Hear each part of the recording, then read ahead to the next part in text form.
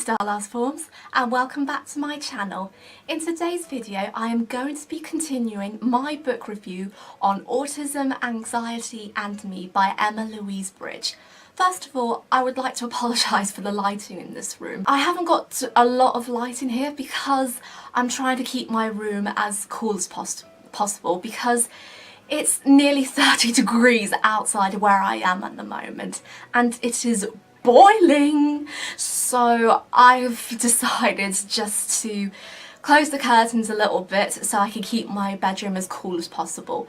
But I've still got one window open with light, so hopefully that should be okay. If you haven't seen part 1 yet, I'll leave a link in the description box below and feel free to have a watch if you want to. But if you want to stick with the part 2 vlog, that's absolutely fine because I'm going to do a quick recap on what the book is I'm trying to interview. Autism, Anxiety and Me is by an author called Emma Louise Bridge. Emma was diagnosed with autism at a later age, as well as her sister. But before she was diagnosed, she kept a little diary explaining her emotions that she was going through in social situations, such as money, anxiety, making friends and moving house. And in some parts of the story, her mum jumps into some of the pages and writes a little commentary explaining how Emma's family, so including herself, try to deal with the situation with Emma and her sister, as well as giving key advice to anybody who knows someone who's on the autistic spectrum or who is on the spectrum, just so they can get comfortable in their own environment. I'm getting through the book much quicker than I thought, and I'm right in the middle of the story, which is a good thing because this is where I want to be for part 2. I can honestly say that the second part of the story is really interesting, like the first part, but 100 times more better. There are so many more chapters that Emma has written about and how her mum's described as well, and some of the chapters I never thought a person on the spectrum will have difficulty with or can relate to in a certain way. So these are the chapters I'm going to read out. However, I won't be giving too much information away because I don't want to spoil the book for everybody. So the first chapter I'm going to be reading is called The Art of Cleaning, and I know I can relate to this one because I despise cleaning, and I think some people on the spectrum may or may not like cleaning, but I'm going to read it anyway because Emma's point of view of cleaning is really interesting. So this is the chapter. Today I continued with sorting out my bedroom. As my new room has less space than my old bedroom, I logically need less stuff, which means periodically purging my stuff. However, cleaning is not easy. First I have to find anything that was given to me as a present and put it in a pile. In my early entry about presents, I explained this. These are things I cannot give away. Then everything I love is added to the keep pile. Then anything Mum had agreed is necessary for a happy life goes in the keep pile.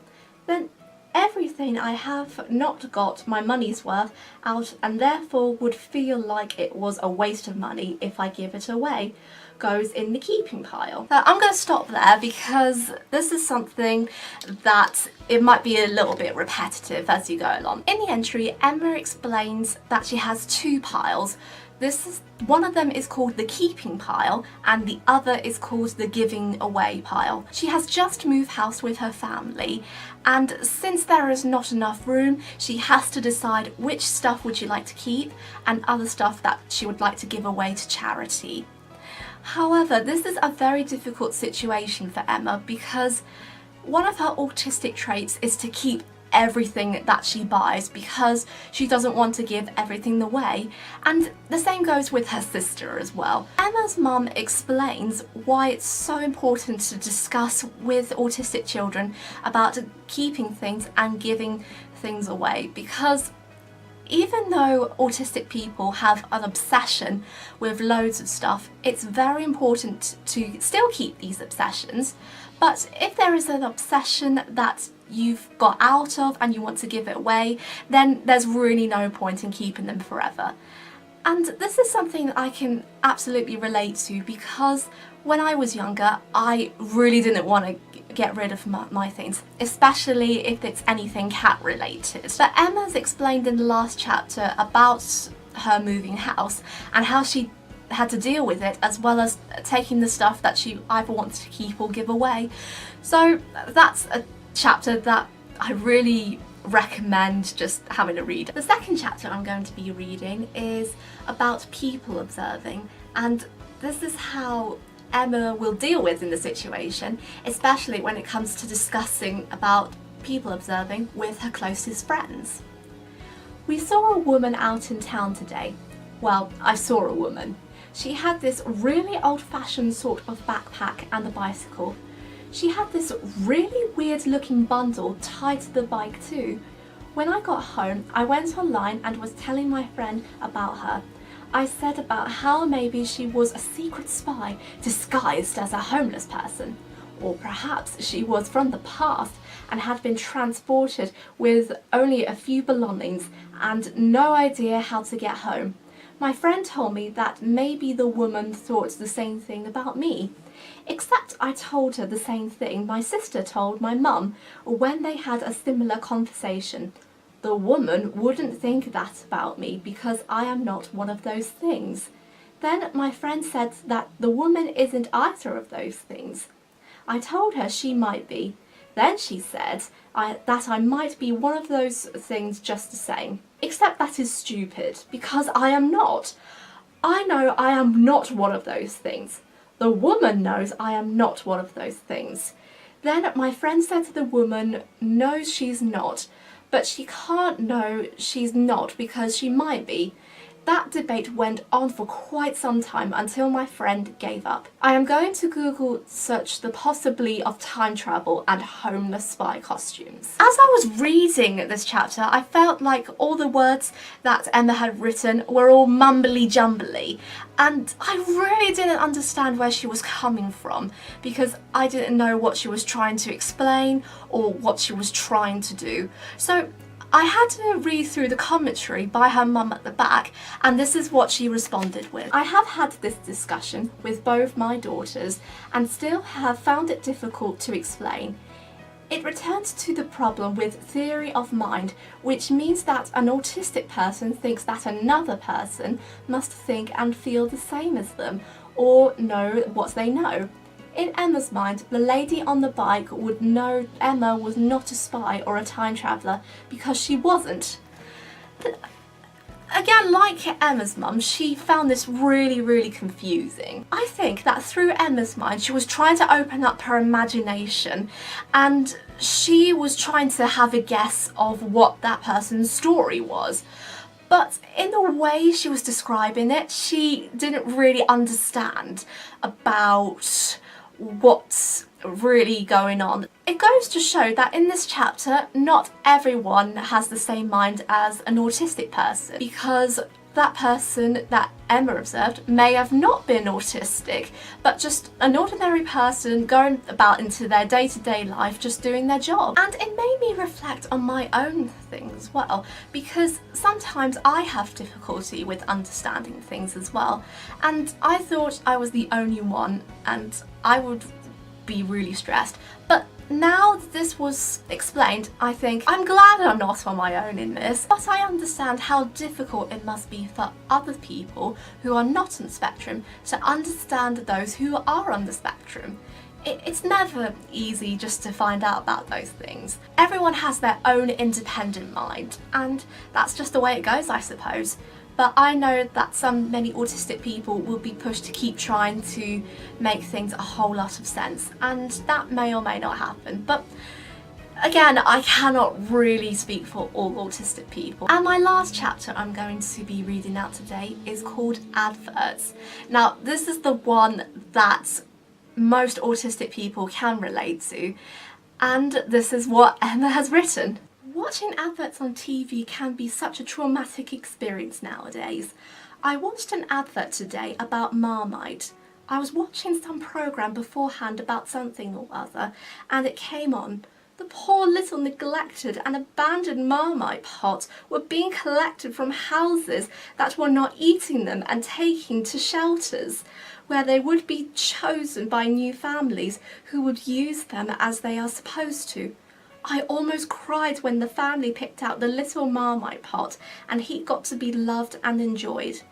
It made me want to rush out and buy every pot of Marmite in the world, even though I don't like the taste, and make sure my dad, who does like the taste, ate all of them to make them feel loved and know they have fulfilled their life purpose. This has to be one of my favourite chapters so far because it does give you an idea of how adverts just advertise so many things that they want to put on the TV screens or on YouTube, and when an autistic person watches the advert they think, I have to buy this because the advert has told me so. And that could be sort of a negative experience, because if there was an organisation that people don't know about, and some of the families who are a bit worried about an autistic person trying to buy something that they didn't mean to sign up to, such as a charity,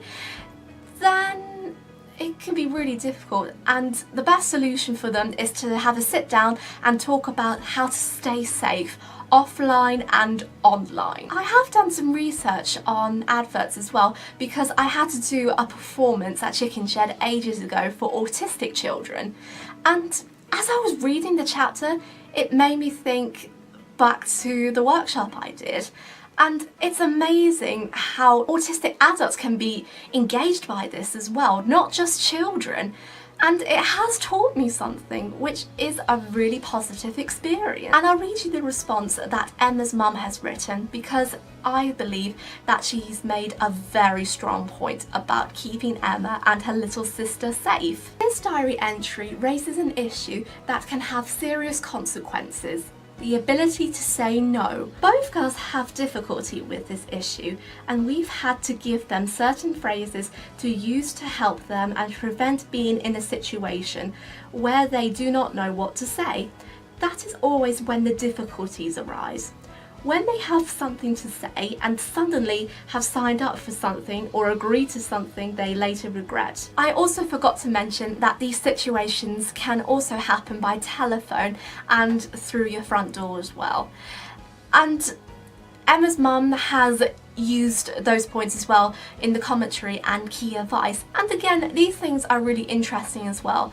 And if autistic children or adults have difficulty with the situation, then some of the key points in this can be really, really useful. And I'm going to leave this video here because I've really talked on for too long. I am going to be doing a part 3 at some point, and depending how it goes, I think the third part will be my very last part, and then I'm going to give a feedback on and rate it how many marks out of 10 it is. And I know some of you who have watched my part 1 vlog are very keen to read the whole book, and that's very fantastic because I never thought that this could happen, but these positive things can happen. So if you have read the book so far, let me know which is your favourite chapter in the comment section down below. If you are new to the channel, don't forget to hit the subscribe button and turn on the notification bell for more future videos, and I'll catch you very soon. Goodbye!